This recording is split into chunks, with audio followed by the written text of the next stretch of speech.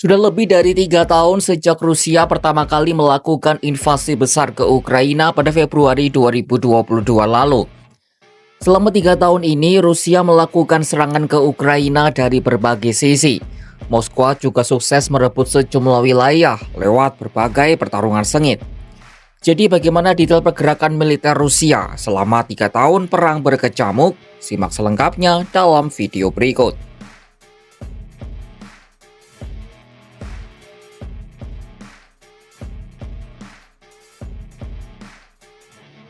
Semua berawal dengan serangan rudal Rusia terhadap kota-kota di seluruh Ukraina pada 24 Februari 2022. Pasukan darat Rusia lalu bergerak cepat. Dalam beberapa minggu, mereka sukses menguasai sebagian besar wilayah Ukraina dan maju ke pinggiran kota Kiev. Pasukan Kremlin membombardir Kharkiv, merebut wilayah di timur dan selatan Kherson, dan mengepung kota pelabuhan Mariupol.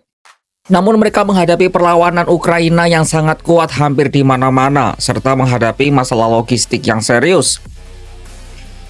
Pasukan Rusia yang kurang termotivasi mengalami kekurangan makanan, air, dan amunisi. Pasukan Ukraina juga cepat mengerahkan senjata yang dipasok barat, seperti sistem anti-tank NLAW yang terbukti sangat efektif melawan kemajuan Rusia. Situasi lalu berubah drastis pada Oktober 2022. Setelah gagal merebut Kiev, Rusia menarik diri sepenuhnya dari wilayah utara. Lalu bulan berikutnya, pasukan Ukraina merebut kembali kota Kherson di selatan. Sejak saat itu, pertempuran sebagian besar terjadi di wilayah timur Ukraina.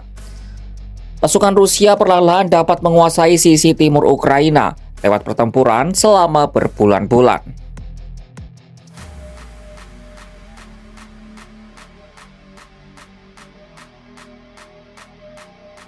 Sisi timur Ukraina jadi wilayah yang terkena dampak perang paling fatal.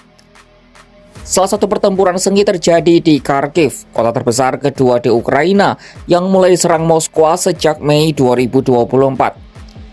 Sejumlah desa direbut dan ribuan warga sipil mengungsi. Rusia sempat maju secara cepat pada akhir periode 4 bulan ketika Amerika tidak memasuk senjata ke Ukraina karena kebuntuan di Kongres.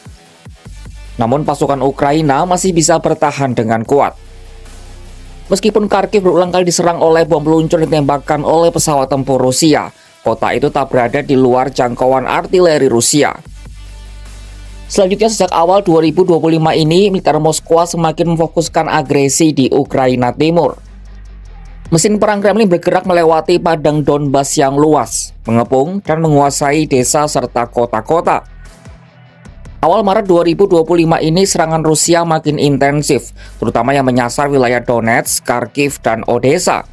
Yap, selain via timur, Rusia juga menyasar sisi selatan negara pimpinan Volodymyr Zelensky itu.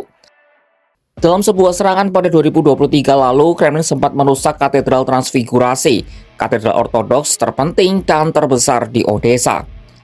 Pasukan Putin punya keunggulan sumber daya manusia yang jauh lebih banyak. Intelijen militer Ukraina menyebut sekitar 620.000 tentara Rusia beroperasi di Ukraina dan Kursk. Mereka juga memperkirakan pasukan Rusia akan fokus merebut kota-kota garis depan Ukraina selama musim dingin. Ini sudah terbukti dengan keberhasilan Rusia merebut kota Kurakov, lalu bergerak ke Pokrov, tempat mereka bertemu dengan pasukan Ukraina. Kemajuan Rusia menuju Pokrov merupakan kemajuan paling menonjol Rusia di garis depan selama beberapa bulan. Butuh waktu 1 tahun bagi pasukan Rusia untuk maju sekitar 40 km ke barat. Pasukan Ukraina terpaksa mundur dari Avdiivka, tepat di utara Donetsk, setelah berbulan-bulan bertempur. Hampir seluruh penduduk Avdiivka sebelum perang yang berjumlah lebih dari 30.000 orang telah mengungsi.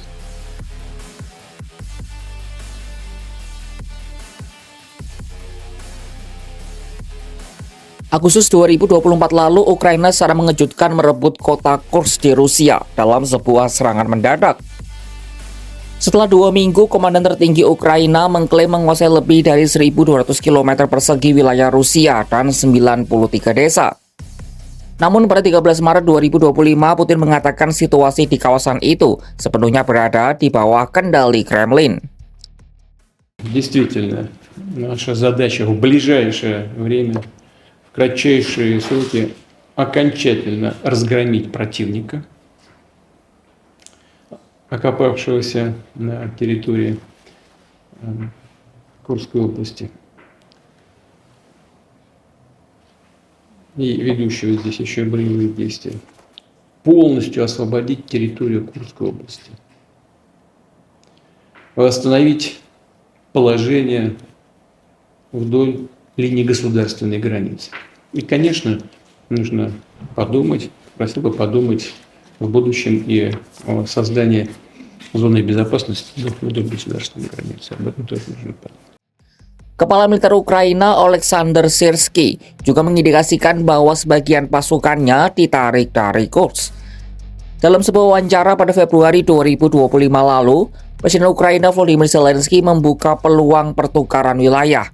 Jadi wilayah dikuasai Rusia di Ukraina dapat ditukar dengan Kursk sebagai bagian dari kesepakatan damai.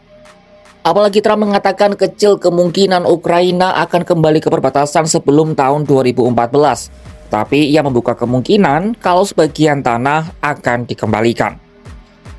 3 tahun sudah Rusia menggempur Ukraina. Sepanjang ini pula sudah banyak wilayah yang mereka rebut, meski ada juga yang lepas lagi.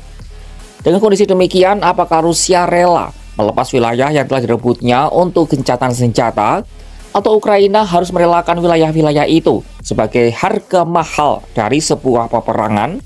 Simak perkembangannya hanya di kanal YouTube Kompas.com.